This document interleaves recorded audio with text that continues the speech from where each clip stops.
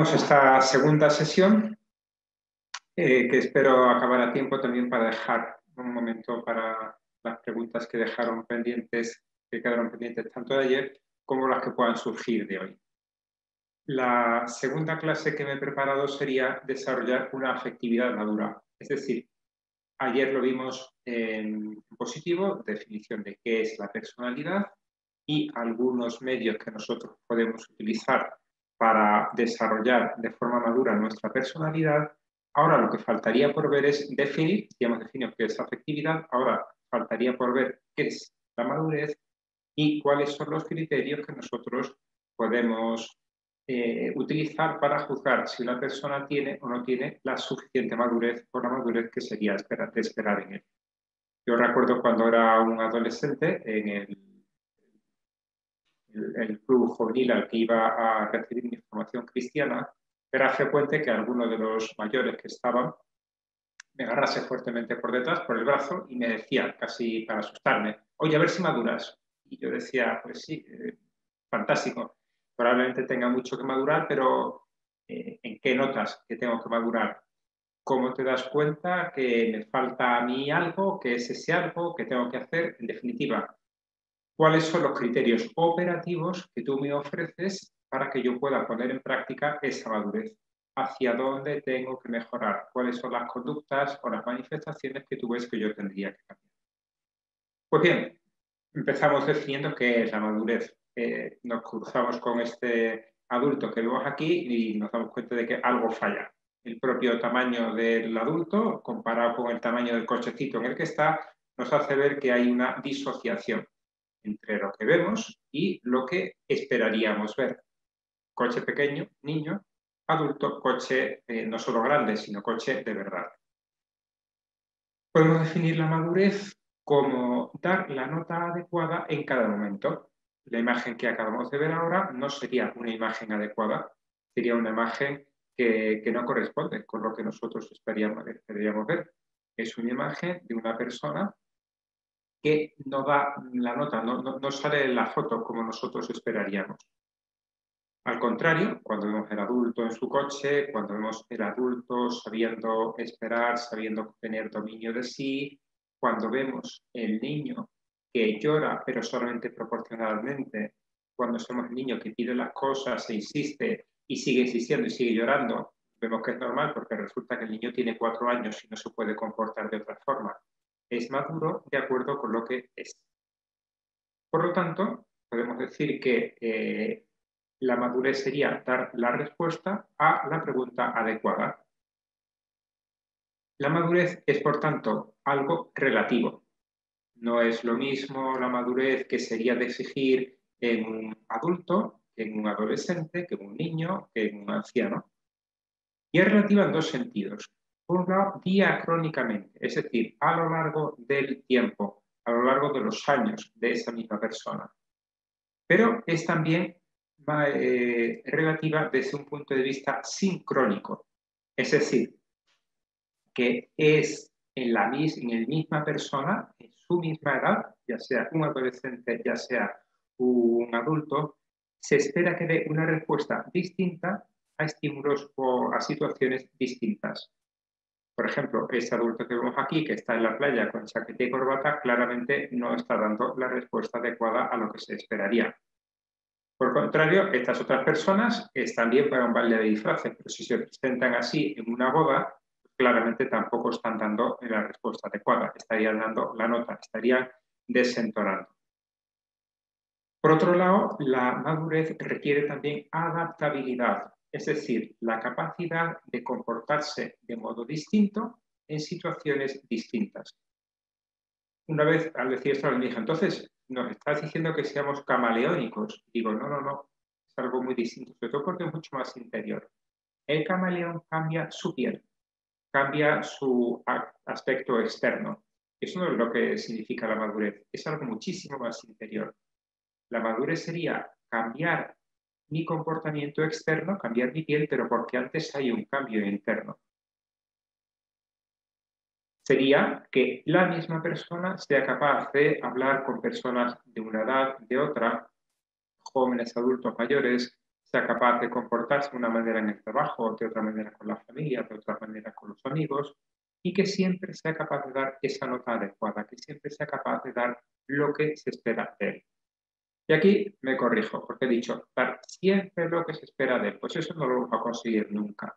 Siempre, y forma parte de asumir, forma parte también de la madurez, lo veremos a continuación, forma parte del ser suficiente, del tener el dominio de sí, el aceptar que nunca vamos a conseguir actuar perfectamente. Por eso, el Código de Derecho Canónico, cuando habla de las condiciones para acceder al sacerdocio, nos dice, tienen que ser maduros, tienen que ser absolutamente maduros, sino tienen que ser suficientemente maduros para las tareas que tendrán que ocupar. Y esto nos sirve para examinarnos a nosotros mismos y para examinar a las personas que tenemos a nuestro alrededor.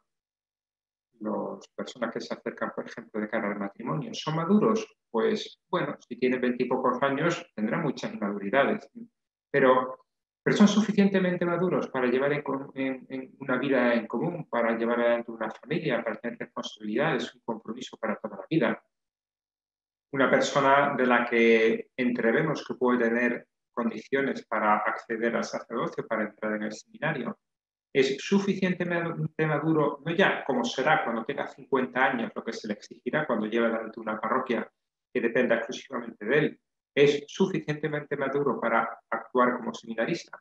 Claramente, pues será un medio adolescente o un adulto joven y tendrá todavía toda una vida por delante. Este término relativo me parece que nos ayuda también a saber confiar en el tiempo. Pero saber confiar en el tiempo no quiere decir que me abandono, que ya mejorará solo. No, no, no.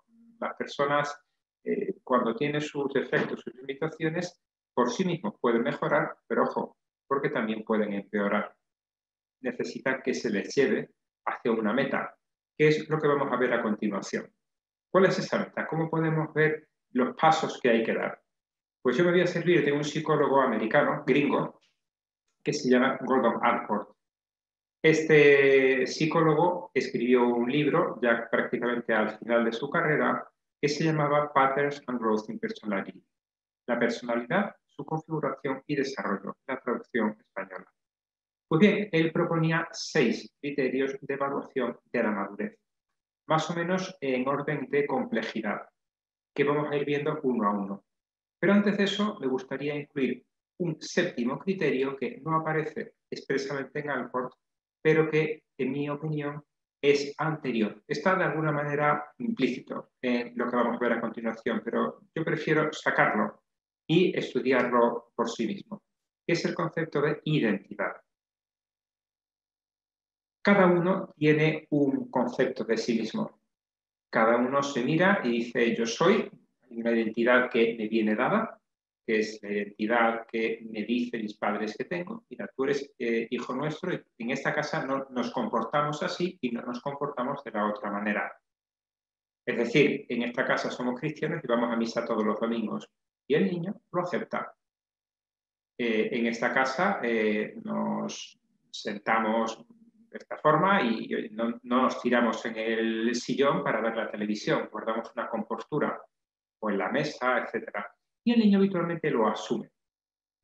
Pero llega un momento que es en la adolescencia, que es precisamente el momento en el que Allport dice, aquí es donde se puede empezar verdaderamente a hablar de madurez, llega un momento en la adolescencia en la que el chico empieza a poner en crisis todo aquello que le ha sido dado. Y empieza a decir, ¿qué soy yo? Y qué son pegotes que me han ido poniendo encima mis padres, mis profesores, mis educadores, etc. Es la crisis adolescente. Crisis que es necesaria para llegar a la madurez. Cada etapa del ciclo vital, del ciclo evolutivo, tiene sus momentos de crisis en el sentido de cambio, no crisis en el sentido de desastre. A veces lo son, pero otras veces no. Son simplemente pasos en los cuales lo que hasta entonces se ha estado viviendo resulta que ya no es suficiente. Hay que dar respuestas nuevas a los problemas nuevos. El niño que antes le decía que nos vamos papá y tú a hacer un viaje, tú te vas a quedar con tus tíos, se pregunta, ¿y por qué no me puedo quedar solo en casa si tengo 16 años? Esa pregunta que el niño hace quiere decir que ya ha habido toda una evolución. que el niño es consciente de que empieza a ser una persona.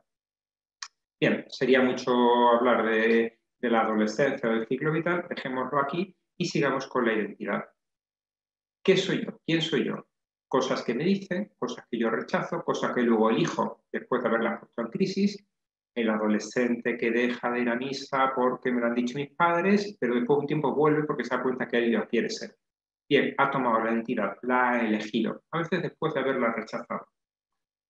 Cuando la identidad no es clara a estos niveles, cuando persiste la duda adolescente, cuando ni siquiera ha habido unos padres capaces de decir al niño, tú eres esto, sino que le han dicho, tú elige, tú aquí no somos nada, pues entonces el niño tiene que ir caminando sobre fango y por lo tanto se va hundiendo, no tiene un terreno sólido. Al niño no se puede decir, elige lo que quieras, porque no tiene capacidad de elegir. Sé libre, el niño no tiene capacidad de manejar la libertad. Por eso, cuando no hay unos padres que le den ese punto seguro, matrimonios desestructurados, rotos, ausentes, etc., cuando no hay alguien que le haya dicho pequeño, tú eres así, nosotros somos así, el niño se siente perdido y va dando palos de ciego. Es lo que ocurre, por ejemplo, con los niños adoptados, que no es sencillamente que no hayan tenido cariño o hayan recibido maltrato en la infancia. Eso claro que sí que es un factor, pero a veces incluso cuando han sido adoptados desde muy pequeños siguen teniendo esos problemas. ¿Por qué? Porque no saben quién soy yo. Porque mi propia identidad, parte de esa identidad mía propia, es también quiénes son mis padres. Y alguien que no sabe quiénes lo son, tiene, no diría irremisiblemente herida, pero sí que tiene afectada la identidad. Aquí entraría también, y sería otro largo campo para hablar, quizá en el turno de las preguntas podemos decir alguna cosa más, sobre la identidad sexual, identidad de género o como se le quiera decir. Si la identidad no deja de ser algo claro, sino si el niño puede elegir cuál va a ser su sexo, algo tan personal que forma parte de la identidad de cada uno, ¿verdad? Yo soy varón, yo soy mujer, yo soy lo que sea. Pues ahora mismo hay hasta 36 tipos distintos de géneros que cada uno puede elegir y además acaban de hacer una ley en mi país en la cual prácticamente uno puede ir sin pasar por un médico, puede ir directamente al registro civil a decir, oye, que yo aquí mi tarjeta de identificación dice que soy hombre, pero aquí yo soy mujer. Incluso han dicho, bueno, para que la gente no juegue y abuse, ya, para el primer cambio no, pero a partir del segundo cambio, hagas que sí que haga falta algún tipo de informe médico o algo así, porque si no la gente nos va a marear pidiendo una semana un género, una semana otro género. Bien, son incongruencias que tienen este tipo de leyes, ¿verdad? Si me das libertad para la primera vez, ¿por qué no me lo das también para la segunda, para la tercera, para la cuarta? Si yo puedo elegir libremente mi sexo, mi género, un día, ¿por qué no al día siguiente que me levanto después de haber soñado, de haber pensado, lo que sea, porque no voy a poder cambiar otra vez? Si dices que tengo la libertad y que soy suficientemente maduro, aunque sea menor de edad, para elegir mi género, ¿por qué no me deja elegirlo 365 días al año? Bueno, son incongruencias del sistema, ¿verdad? Pero vamos a fijarnos en lo de ahora, que estamos hablando más de la personalidad normal. Identidad, importante, tener claro quién soy. Un eje de coordenadas X y Z, mi familia, mi país, mi cultura, mi historia, mi biografía, que me marca un punto de apoyo, un punto de inicio a partir del cual me voy desarrollando. No es una cosa estática. La identidad, como la personalidad, como la madurez, no es un bloque de cemento. Ni siquiera es como la estructura de un edificio que está ahí y ya está. Y encima pon paredes, píntalas o pon muebles o lo que quieras. O pon ventanas de una forma o de otra. No, no. La personalidad, la identidad sería más bien como un árbol que siendo siempre el mismo, identidad, va cambiando de forma, va creciendo, va teniendo ramas, hojas, raíces profundas, aparecen los frutos y luego se caen o los recogen. Bien, eso sería la personalidad, algo absolutamente dinámico, pero a la vez que tiene una misma identidad. Bien, Erickson además decía que esa identidad tiene dos facetas. Una es que uno tiene que sentirse siempre el mismo en continuidad biográfica y por otro lado que también necesita, y esto me parece especialmente interesante, que necesita también que los otros le reconozcan como siempre el mismo. Yo aquí pensaba en algunos jóvenes que he conocido que por respeto humano, miedo, vergüenza, no eran capaces de manifestarse como cristianos en la escuela o en la universidad, por ejemplo. No tienen solamente un problema de respeto humano, de miedo al qué dirán, tienen un problema de identidad.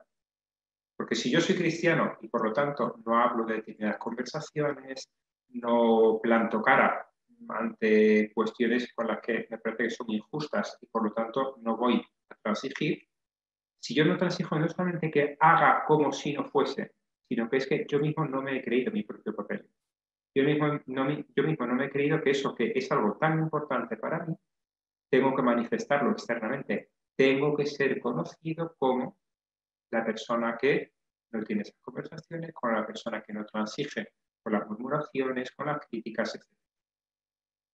Bien, pasamos ahora a los 6 criterios de evaluación de la madurez que exponía Gordon Allport.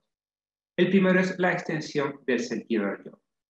Dice en este libro que hemos citado, a partir de la adolescencia se establece una conexión entre el individuo y las demás personas, de manera que se extienden rápidamente los límites del sí mismo. Es decir, que hasta entonces el niño ha estado concentrado en sí, pero llega un momento en el cual el bien de la otra persona es tan importante como el propio bien. Mejor dicho, el bien de la otra persona es idéntico al bien propio. El niño pequeño es eminentemente egocéntrico, que no egoísta, que son conceptos distintos. Egocéntrico es un concepto psicológico normal para un niño de 4 a 8 años. Egoísmo, por el contrario, es un criterio moral, es un defecto moral, que son distintos. Bien. El caso es que el niño piensa en sí mismo, en lo que le apetece. Le ponen delante la tarta y se pone el trozo más grande, aunque no vaya a quedar para los demás. Llega con el balón que ha conseguido a jugar con los amigos y dice, yo tengo que jugar de delantero, pero si tú eres paticorto y cojo y eres malísimo, no, pues entonces me llevo el balón y ya está. Bueno, venga, ponte aunque perdamos lo que juguemos contigo. Pero llega un momento, y por eso el juego es muy importante, el juego en común, que es también otra fase de la etapa del niño, empieza a aprender que es mejor que yo me sacrifique para que gane mi equipo. Porque el bien del conjunto es mi propio bien. Es bueno que yo coma un poco menos de lo que me apetece para que también mis hermanos puedan probar esta tarta y la disfruten. Porque el bien de mis hermanos es tan bueno como mi propio bien. Mi propio bien es que mis hermanos también disfruten. Eso se descubre fundamentalmente en la familia y en segundo lugar con los amigos. Pues bien, es parte del sentido de la madurez, el abrirse a la preocupación de otros, el que permanece todavía atrapado en el egocentrismo infantil, no ha alcanzado todavía la madurez que se espera en la vida adulta. Bien, de esa manera, esta extensión del sentido de yo, no presta solamente a la satisfacción inmediata de lo que yo quiero, permite que aparezcan nuevas ambiciones, nuevas pertenencias, grupos, ideas, amigos, aficiones y la vocación. Fíjate, luego veremos que no es que sea ni mucho menos un psicólogo explícitamente cristiano, pero habla de la vocación. Claro, en este contexto de abrirse, es cuando yo me puedo abrir a Dios, es cuando me puedo abrir al don de mí mismo a los demás. Es cuando puedo descubrir que Dios quizás me pide algo y yo puedo entregarme a los demás. Todos estos factores forman parte de la identidad propia. ¿Veis? Aquí habla de la identidad, por eso decía que yo prefiero sacarlo para dedicarle un tiempo específico, pero Alford claramente habla de la identidad. Y vamos a ver un pequeño vídeo que es el que a mí me gusta más de la película Gladiator, aparte, claro, de la carrera de cuadrigas en el Coliseo, porque me parece que refleja dos cosas. En primer lugar, al final del vídeo veremos algo sobre esta extensión del sentido del yo. Y luego, durante el inicio, sobre todo, veremos algunas características del estilo educativo que nos servirán para introducir la sesión que tendremos hoy. Vamos a ver el vídeo. ¿Mi decisión te decepciona? Una vez me escribiste, enumerando las 4 grandes virtudes: sabiduría, justicia, fortaleza y templanza. Constaté que no tenía ninguna de ellas. Sin embargo, poseo otras virtudes. Ambición. Se convierte en virtud si nos conduce al éxito. Ingenio. Valor. Tal vez no en el campo de batalla, pero hay muchas formas de valor. Devoción. A mi familia. Y a ti. Ninguna de mis virtudes figuraban en tu lista. Incluso parecía que no me desearas como hijo. Oh, Cómodo. Vas demasiado lejos. Escudriño el rostro de los dioses, buscando el modo de complacerte, de llenarte de orgullo. Una palabra amable, un fuerte abrazo, tus brazos apretándome con fuerza contra tu pecho. Habrían sido como tener el sol en mi corazón 1000 años. ¿Qué hay en mí que tanto odias? Cómodo. Lo único que siempre quise fue estar a tu altura. César. Padre. Cómodo.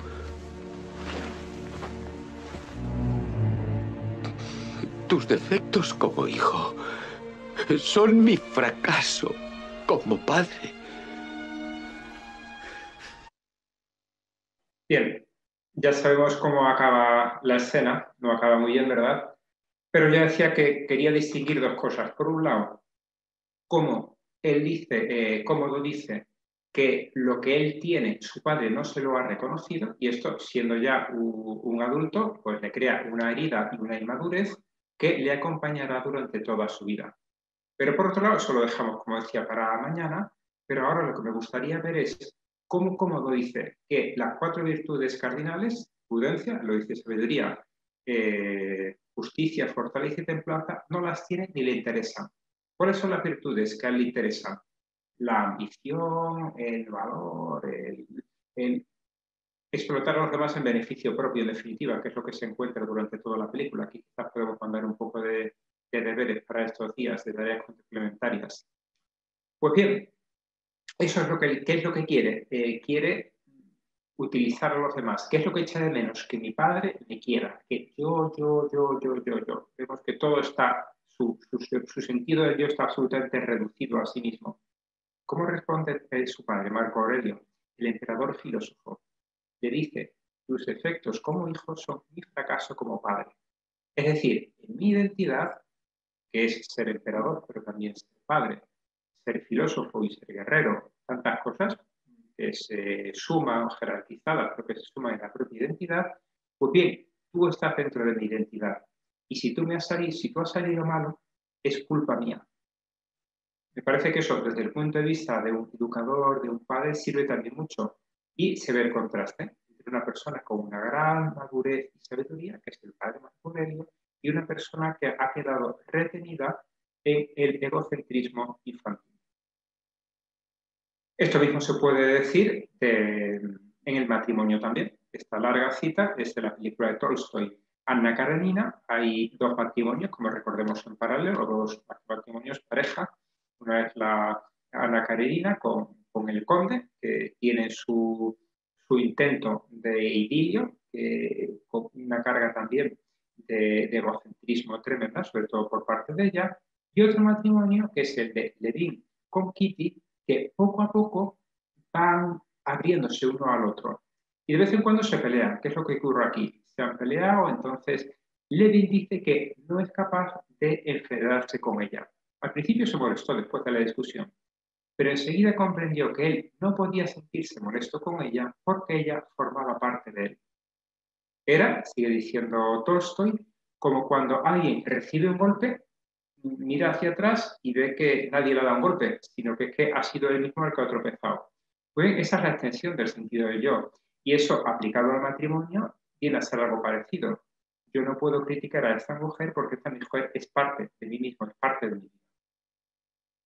Bien, pasamos a la segunda característica, que es una relación emocional empática con los otros. Ser capaz de tener una gran intimidad con las personas, en la familia, en la amistad, etc. Y por el contrario, no caer en la murmuración, en las intromisiones, ni intento de dominar a los demás.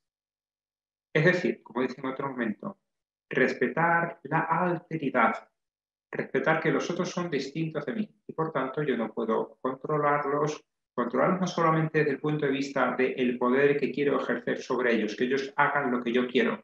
Yo soy el general y ellos son mis soldados. Hay otra forma que es más sutil de controlar a los demás, que es el control de sus emociones, que es cuando una persona quiere que los otros le quieran, estén pendientes, se rían, que es algo, ¿verdad?, de más sutil. Ya no es más que obedezca mis órdenes, sino que es que me den afectivamente lo que yo necesito. Y ojo, porque así como, hablando a sacerdotes, ¿verdad? Así como el primer poder es muy evidente, el segundo es mucho más sutil, porque es más intrusivo. Uno puede tener su cohorte de personas que trabajan en la parroquia y uno claramente quieren colaborar y quieren ayudar y nos sirve mucho, pero uno tiene que tener la suficiente madurez como para no buscar en los otros que le den ese complemento afectivo que quizás no quieren o no deberían dar en algunas ocasiones. Respetar la condición de los demás. Bien, esta es otra cita de otro escritor ruso, Dostoyevsky, que decía, hablando de esa empatía, que cuanto más quiero a la humanidad, decía uno de los protagonistas, cuando quiero a la humanidad en general, menos cariño me inspira a las personas en particular, individualmente. Más de una vez he soñado que iba a servirles, incluso me dejaría crucificar por ellos, pero no puedo vivir 2 días seguidos con una misma persona. Lo sé por experiencia. Pues bien, claramente a esta persona le faltaría también esa característica empática, es capaz de tener grandes ideas generales, una gran extensión del sentido del yo teórica, pero en la práctica, delante de una persona concreta, no es capaz de vivirla. ¿Cuáles serían los dos extremos en los que faltaría esa estabilidad emotiva? En primer lugar, la dependencia afectiva, la persona que no tiene la suficiente autonomía, que necesita siempre a alguien de quien estar enganchado. A pesar de que, como vemos aquí, la persona de quien está enganchada le desprecia, no quiere estar adelante, pero es tan dependiente, tiene tanto miedo a la soledad y al rechazo, que es capaz de humillarse para no ser abandonada. Y el segundo extremo sería el narcisismo, mirarse a sí mismo, admirarse a sí mismo y, sobre todo, dejarse admirar por los demás o dar por hecho que los demás tienen que admirarlo. Tercer criterio de madurez, según Alport, sería la seguridad emotiva, que define como la capacidad de evitar reacciones excesivas frente a los impulsos segmentarios. Y nos preguntamos, ¿qué es un impulso segmentario? Pues él dice que sería la ira, la sexualidad, el miedo a la muerte. La ira es evidente, la sexualidad, pues ahora mismo la dependencia de la pornografía, las adicciones que salen, ¿verdad? Igual que al alcohol, etcétera, pues uno tiene sus impulsos y siempre los vamos a tener, independientemente de que tengamos el celibato, el sacerdocio y todo lo demás. Siempre vamos a tener nuestra impulsividad. La cuestión es, ¿somos suficientemente dueños de nosotros? A veces podemos tener algún problema, algún traspiés, alguna dificultad, pero globalmente somos dueños de nosotros, con los enfados, el perder los estribos, de romper cosas, calma, ¿no? El miedo a la muerte, el miedo a... Bien, la tolerancia a la frustración, otro concepto muy importante y que hoy día me parece que especialmente con la gente joven hay que fomentarlo, porque en nuestra sociedad del bienestar, el precio que se ha pagado al bienestar que disfrutamos y que, bueno, que dar muchas gracias a Dios, es que los chicos no tienen frustraciones. Que los chicos, sobre todo los de clase alta, incluso de clase media, no han tenido frustraciones. No les falta nada, no han tenido que hacer esfuerzos. Por lo tanto, les puede faltar esa resistencia que es necesaria para avanzar también. En el espacio, una de las cosas que se dice a los astronautas es que tienen que hacer ejercicio físico, porque como no hay gravedad, no tienen que levantar peso, no tienen que andar, no tienen que nada, y en cuestión de muy pocas semanas se quedarían absolutamente atróficos si no hiciesen ejercicio de gimnasio. Porque algo parecido puede ocurrir a nuestros jóvenes. Si no hacen estos ejercicios, si no se ejercitan en la tolerancia a la frustración, no adquieren el dominio de sí, la madurez. Y la capacidad de gestionar la dinámica de la gratificación diferida, de la cual hablamos también ayer, ¿verdad? El saber decir no ahora, sino después. Cuarta característica, percepción realista. La persona sana, dice Alport, tiene disposiciones que conducen a la verdad en un mayor grado que las inmaduras. Es decir, no tuerce la realidad para acomodarla a sus propias necesidades y a sus fantasías. Cuando se le pregunta a un adolescente ¿cómo ha ido cómo va tu examen que estás preparando? No, va bien, pero ¿tendrá tiempo de prepararlo? Sí, seguro que sí, pero a ver, tú has hecho cálculos. ¿Cuánto tienes que estudiar? ¿Cuántas son las horas que te quedan? Y me parece que te ha pillado el toro, que no vas a poder. No, sí, seguro que al final no. Mira la realidad, mira la materia que tienes y las horas que te quedan. Pues bien, modo de pensar basado en la realidad de las cosas.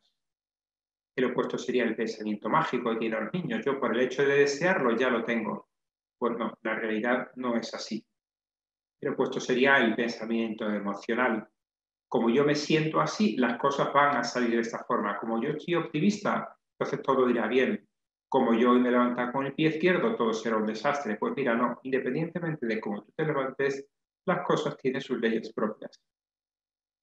Alport lo relaciona con otras tres características que son la aptitud, la responsabilidad y la constancia. El empeño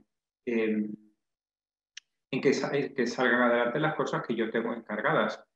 La responsabilidad con las decisiones que yo he tomado y con las consecuencias de esas decisiones. La constancia en seguir adelante a pesar de las dificultades, los estados de ánimo. A continuación vendría la autoobjetivación, que él llama insight.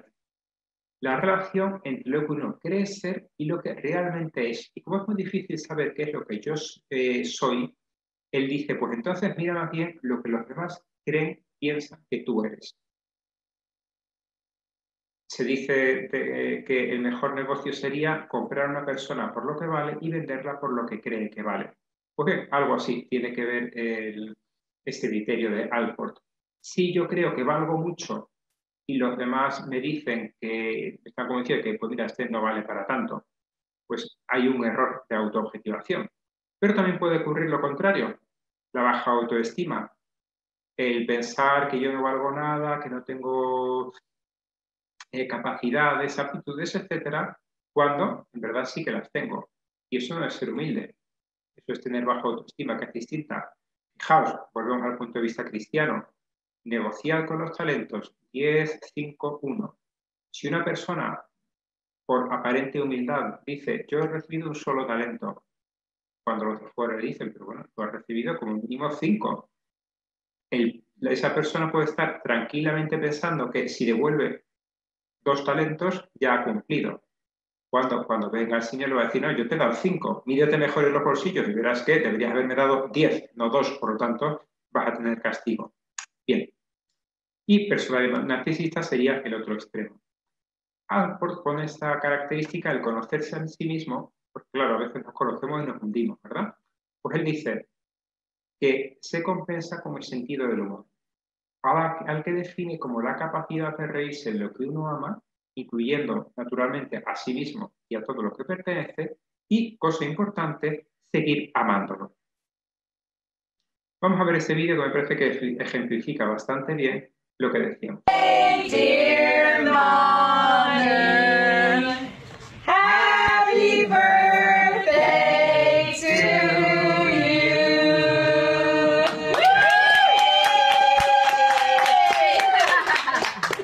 Make a Did you get wish, the 102? Dawn. Desserts, Madam. Very nice.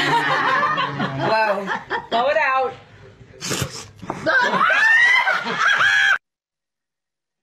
Pues me encanta este vídeo porque la pobre viejita la encontramos en el momento culmen de la celebración, soplar las velas. Indudablemente ella quiere su salud, quiere su juventud, quiere sus dientes. Pero en ese momento culminante queda absolutamente en ridículo, ¿verdad?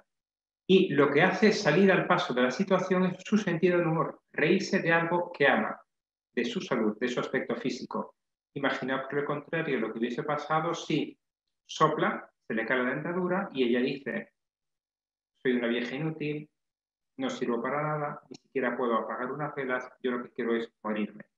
Pues hubiese acabado ya allí, se acaba la situación, ¿verdad? Por el contrario, supongo que ahí el mejor momento, el momento más simpático, más agradable, hasta el punto de que se convirtió en viral, es el momento en el que a la viejecita queda mal, porque se sabe reír. Pero el sentido del humor tiene un límite, que es el cinismo. El cinismo sería reírse de las cosas que uno ama a costa de dejar de amarlas. Y eso ya no. Bien, en definitiva, en la extensión del sentido del yo hay que distinguir entre lo que yo soy, lo que podría ser, lo que a mí me gustaría ser, lo que debería ser y lo que otros me dicen que yo debería ser. Parecen trabalenguas, pero son cosas distintas. Autoobjetivación, ¿qué soy yo? Posibilidades, ¿qué podría ser? Yo podría estudiar estas carreras, tener estas salidas en la vida, pero todas esas posibilidades, ¿qué es lo que me gustaría ser? Y por otro lado, ¿qué es lo que yo debería ser? Que a veces no coincide, ¿verdad? Porque yo veo que hay algo que debería hacer, pero no me gusta, pero me cuesta, pero me es desagradable. Y luego están lo que otros dicen que yo debería ser. Otros que puede ser mi director espiritual, mi obispo, mi padre, mi párroco, mi lo que sea. Cuando todas estas cosas que nunca van a coincidir del todo, ahí están más o menos armónicamente situadas, la cosa va bien. Cuando lo que yo soy no tiene nada que ver con lo que me gustaría ser, cuando lo que yo soy es independiente de lo que otras personas que me conocen y me quieren dicen que yo debería ser, entonces hay un fallo en esa persona. Bien, esta frase del prelado de Opus Dei, de su primera carta pastoral, a mí me encanta, porque él hablaba que en la tarea formativa hay que exponer el ideal de vida cristiana sin confundirlo con el perfeccionismo, enseñando a convivir con la debilidad propia y la de los demás. Y me parece que resume lo que veremos también mañana de la tarea formativa, de un estilo formativo sano. Hay que huir de la tiranía de las expectativas también, que sería el de hacer depender el propio bienestar de cumplir con lo que otros creen que debería ser. Y por último, aquí ya vamos rápido porque ya es la hora, al proponer una filosofía unificadora de la vida. Es decir, el fin o los fines por los que la persona ha elegido vivir, que dirigen las acciones y dan un sentido a toda la existencia. Él lo divide en 6 esquemas: teórico, utilitario, estético, social, político, religioso, que sirven para marcar hacia dónde tengo que ir, pero también para evaluar mi coherencia. Es decir, si tú dices que tu vida le quieres dar un sentido religioso, hay ciertas cosas que no son coherentes. ¿Qué hace una persona que ha dedicado su vida a Dios, que quiere dedicársela, en una discoteca a las 3, 4 de la mañana? Mira, no cuadra, algo falla en ese estilo de vida, ¿no? Bien. Terminamos, hemos visto esos 6 criterios de Alport, pero me gustaría sacar a colación a Santa Josefina Bakhita. No estamos determinados. Cada uno puede tener su biografía, sus dificultades, sus malas elecciones también, que le han hecho tener una personalidad más o menos armónica, equilibrada, madura, etc. ¿Qué podríamos decir de esta santa? Que fue raptada en su infancia, abusada, vendida, etc. Solamente al final de su adolescencia fue rescatada por un diplomático italiano y traída aquí a Italia. Y a pesar de esas dificultades, fue capaz de tener una vida fructífera, de entrega a los demás, de donde sí, realmente de encontrar su propia felicidad y la felicidad y dar felicidad a las personas que se confiaron en ella. Sin ir al psicólogo, pero ojo, ¿no? Porque uno dice, no tiene que ir al psicólogo, ella no fue, pero arrastrando las consecuencias de esas heridas, porque sus biografías dicen que cuando le decían que contase su historia, que es muy ejemplificadora, es muy edificante, no era capaz de contener las lágrimas después de haber pasado 40, 50 años de esa historia, de esa infancia. Es decir, tendremos siempre las heridas, pero podemos funcionar de manera madura a pesar de ellas. Pues muchas gracias y pasamos al turno de las preguntas, si las hubiesen. Muchas gracias, profesor Insa, por su exposición. Tenemos varias preguntas. La primera es esta. La extensión del propio yo como rasgo de la madurez ¿incluiría también la amistad con Dios? Sin duda sí. Dios, yo suelo decir que es una persona, es más, son 3 personas, ni siquiera una. Y por lo tanto, todo lo que nosotros decimos que tiene que ver con la madurez, en cuanto, si os acordáis, decíamos personalidad como patrón de relaciones con uno mismo, con los demás y con el mundo. ¿Dónde entra Dios? Dios entra en los demás. Por eso una persona que no sabe establecer relaciones sanas con las personas, le va a ser muy difícil también establecer relaciones sanas con Dios. Si una persona, su patrón de relaciones son de abuso, es decir, de pedir sin dar nada a cambio, esa va a ser su oración. Pedir a Dios, pedir a Dios, pedir a Dios, sin dar a cambio una dedicación de tiempo, de energía, de comportamiento, etc. Si una persona es absolutamente dependiente y necesita a alguien que tome las riendas de mi vida porque yo tengo miedo a tomar decisiones y por lo tanto decide tú por mí, ese va a ser su patrón de relación con Dios también. Yo no tomo esas decisiones, me abandono a la providencia, mientras la providencia me está diciendo, oye, pero algo, muévete también. Eso por un lado. Y por otro, la extensión del sentido del yo incluye también a Dios, incluye a la vocación, incluye a la religión, incluye a la Iglesia Católica, incluye a esa preocupación por todas las iglesias de la que hablaba San Pablo, que decía, yo no quiero estar preocupado solamente por mi comunidad, ni siquiera por la comunidad, tantas comunidades que él había fundado. Yo quiero estar preocupado por todos los cristianos, por toda la iglesia. Hoy celebramos, ¿verdad?, la solemnidad de San Pedro y San Pablo. Pues bien, en ese sentido es también un ejemplo de corazón grande, magnánimo, en el que caben todos, a través, que quizás sea la cosa más bonita, me parece, también hemos celebrado hace pocas semanas la solemnidad del Sagrado Corazón, que todos esos afectos a las personas estén de alguna manera canalizados o filtrados por el corazón de Jesucristo, que será un buen modo para que no haya afectos desordenados. ¿Qué quiere decir afectos desordenados? Ya decíamos ayer, los afectos son buenos, pasa que están desordenados, están mal jerarquizados. Están, en última instancia, que yo me busque a mí mismo en el trato con los demás. Que yo lo que busque en el trato con los otros sea estar a gusto, estar cómodo, sentirme querido, en lugar de darme. Y dar muchas gracias a Dios, desde luego, por el feedback también emotivo que vaya a recibir de esa relación. Muy bien, muchas gracias. Profesor, vamos a la siguiente pregunta de parte del padre Cristian, que dice lo siguiente. ¿De quién depende sentirse querido? ¿De que la otra persona sepa querer o que uno mismo se destrabe interiormente para sentirse querido por la otra persona? Aquí la pregunta. Gracias. Bien, el sentirse querido tiene efectivamente esas dos manifestaciones. En primer lugar, tiene que haber alguien que me quiera. Si yo vivo en una isla desierta, no me voy a sentir querido. No hay ninguna forma de hacerlo. Si yo vivo en una cárcel, no diría que es posible, ¿verdad? Y algunos tendréis seguramente experiencias también de pastoral penitenciaria y hay también verdadera cariño y verdadera amistad también, y son ambientes tan difíciles. Pero si vivo en un sitio en el que lo que predomina es el abuso, el egoísmo, etc., no me voy a poder sentir querido por el mismo sentido de que, el hecho de que no hay nadie que me quiera. Pero me parece que eso no es lo habitual en la vida de los que estamos aquí y en la vida de la mayor parte de las personas, salvo algunos muy desgraciados.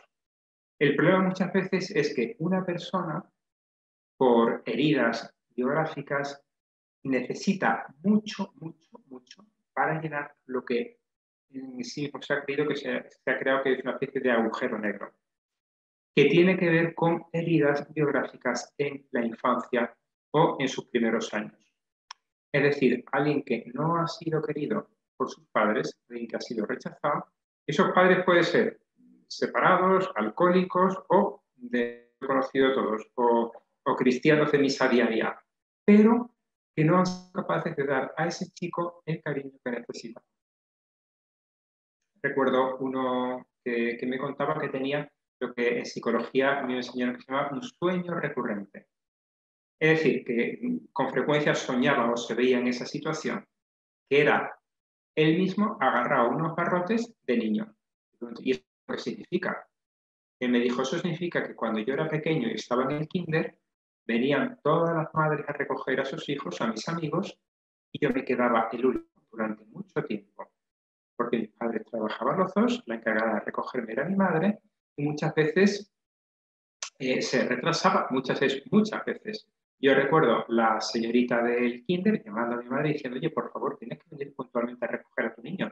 Tú no sabes, no ya lo que llora, no sabes lo que siente eso, sino la herida tan grande que se le está quedando al ver que eso era una de entre muchas manifestaciones, ¿verdad? Pues bien, ese chico, cuando llegó, cuando me conoció con 20 y pico años, tenía un agujero negro emotivo. Es decir, buscaba una satisfacción afectiva en relaciones con los otros que nunca le llenaban. Y por tanto tenía esas características que hemos dicho, de dependencia, de chupar atención, afecto, cariño, y desde luego de nunca sentirse suficientemente querida, de lo cual echaba la culpa a los demás. Es que no me quiere, que cada uno va a lo suyo, es que bien, pues requirió todo un trabajo de psicoterapia, de ayuda, de coaching, en primer lugar para que él pusiese en relación lo que le pasa ahora con lo que le había pasado 20 y pico años atrás. Entonces, eso fue un descubrimiento y para eso no hace falta ser psicoanalista. Para eso simplemente basta sentarse y dejar hablar y dejar que se descubran hilos de los cuales se puede ir con gran delicadeza desde luego tirando y ver que uno tiende a repetir los patrones de conducta. Las personas que se llevan mal con, no sé, con las figuras de autoridad, por ejemplo, como el obispo, suele ser que han tenido problemas con las figuras de autoridad antes. Que me refiero al obispo, a lo mejor puede ser poco comprensivo, empático, ¿no? Pero cuando se repite, cuando yo esa relación la tengo con el párroco, cuando era el vicepárroco, con el obispo, cuando soy párroco, con el que organiza tal cosa, cuando tal, pues unifica un poco, échate a patar unos años y pregúntate, ¿cómo he vivido yo la autoridad de mi padre? Pero sobre eso también hablaremos un poco mañana en lo de los estilos formativos. Gracias, profesor. La siguiente pregunta es de Argentina, del padre Juan. Leo la pregunta. ¿Hay alguna manera de trabajar las emociones cuando no nos ayudan a ser como querríamos? ¿Convertirlas en emociones que nos ayuden? Sí, bueno, las emociones, todo ese mundo afectivo nosotros somos muy pasivos ante ese mundo afectivo. Por eso se llaman pasiones, las padecemos. Padecemos la alegría, en el sentido de que nos la provocamos nosotros. Yo no sé si lo habéis probado, yo cuando con mis hermanos pequeños me encantaba hacerles cosquillas, ¿verdad? Para que se riesen. Pues bueno, uno no es capaz de hacerse cosquillas a sí mismo, uno no es capaz de hacerse reír. Uno lo más que puede hacer es ponerse en situaciones en las cuales se va a reír. Yo si me concentro no consigo reírme, lo que puedo hacer es enchufarme una película cómica o ver unos vídeos cómicos. Entonces sí. Pues bien, puedo evidentemente alejarme también de situaciones que estarán dramáticas. A veces creo que a todos nos ha pasado, llegamos a casa y decimos, hoy necesito los planes que me han llegado y necesito un poco de tranquilidad y paz. Entonces, ¿cómo hago yo para ponerme en condiciones de encontrar paz y serenidad? Cada uno tiene sus formas y cada uno tiene la experiencia de que a veces esas formas no nos han ayudado.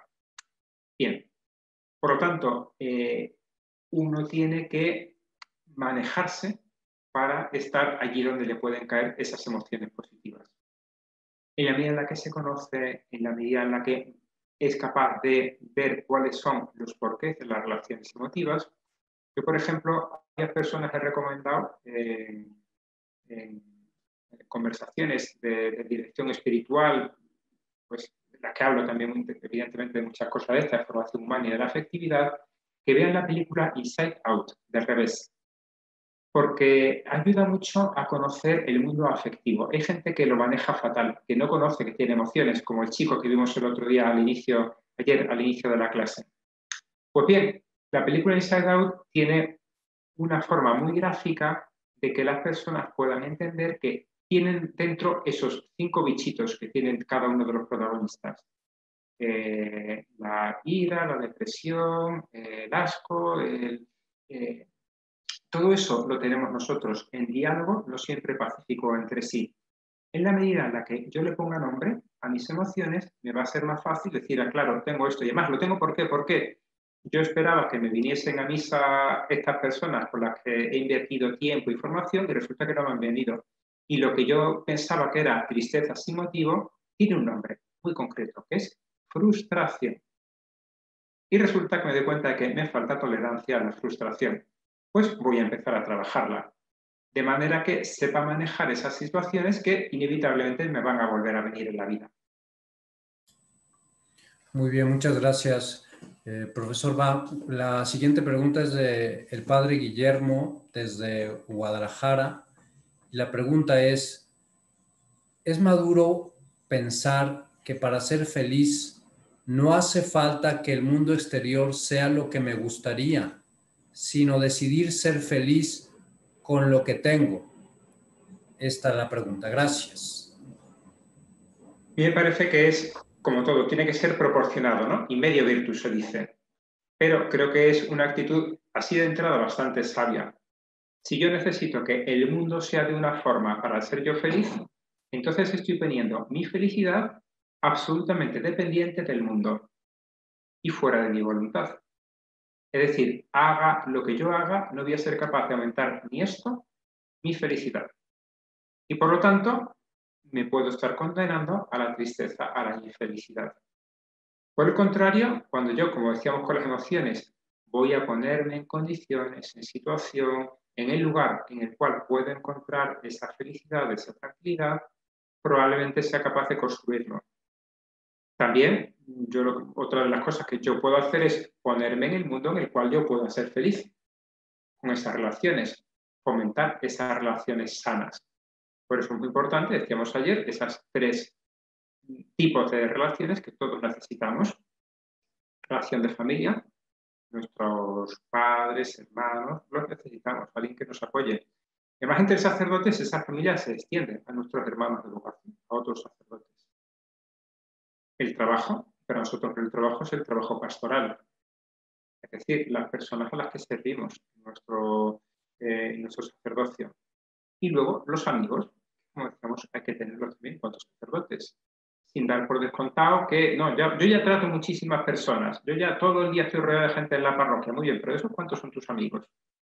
Yo ya voy a las reuniones del arciprestazgo donde estamos, nos formamos, nos reímos, comemos y nos echan alguna que otra bronca. Muy bien, pero de esos sacerdotes que comen contigo una vez cada 2 semanas, cada mes, cada 3 meses, ¿cuántos son tus amigos? Son necesarios también. Unas personas con las cuales yo pueda salir, con las cuales me pueda desahogar, con las cuales pueda contar una pena o celebrar una alegría. Contaba una ocasión un sacerdote amigo que él conseguía sacar tiempo todas las semanas para ir a ver a un sacerdote nuevo en la diócesis, que era bastante grande. A veces iba al Tuntum, donde más o menos caía, otras veces conseguía que otro le dijese, mira, este sacerdote me parece que está un poco solo. Pues bien, uno de esos sacerdotes que está un poco solo, llegó con el coche. Y llegó, oye, ¿qué tal? Mira, soy un fulano, qué bien, pues encantado, te apetece, vamos a comer. Bien, engancharon y fueron a comer. Bien. El caso es que cuando están llegando los postres, después de una comida muy agradable, el sacerdote del original se echó a llorar. ¿Qué es lo que ha pasado aquí? ¿Qué es lo que he hecho mal? Yo creía que todo era vida muy... Entonces, ¿qué es lo que pasa? Pues mira, que hoy justo estoy celebrando bodas de plata sacerdotales. Y yo ya me había resignado desde hacía tiempo a celebrarlas solo, como todos los días, preparándome mi sartén, mi filete y mis cosas, y aquí yo solo. Y resulta que gracias a que has caído del cielo, no sé quién te habrá mandado, ha sido una comida muy agradable y estoy dando gracias continuamente a Dios desde el primer plato por haberla podido celebrar en este día. Bien. Un sacerdote sin duda abnegado, santo, etc. Pero me pregunto, es un sacerdote sin amigos. ¿No le falta algo a este hombre? ¿No será que debería haber dicho algo, no sé, en la homilía del domingo anterior? queridos feligreses, el miércoles celebro mis bodas de plata sacerdotales y quería celebrarlo con vosotros. Yo creo que cualquier parroquiano se hubiese sentido movido a acompañarle, a celebrarla, oye, pues celebrar misa solemne y venimos, aunque sea miércoles o lo... Pues bien, a veces nosotros olvidamos que tenemos esas necesidades afectivas. Y si las olvidamos no somos conscientes, y si no somos conscientes no podemos poner las soluciones. Necesitamos gente con la que compartir. Una pregunta así al aire. ¿Tú con quién celebrarías? Si fuese mañana, pasado, la semana que viene, ¿con quién celebrarías tu boda de plata sacerdotales?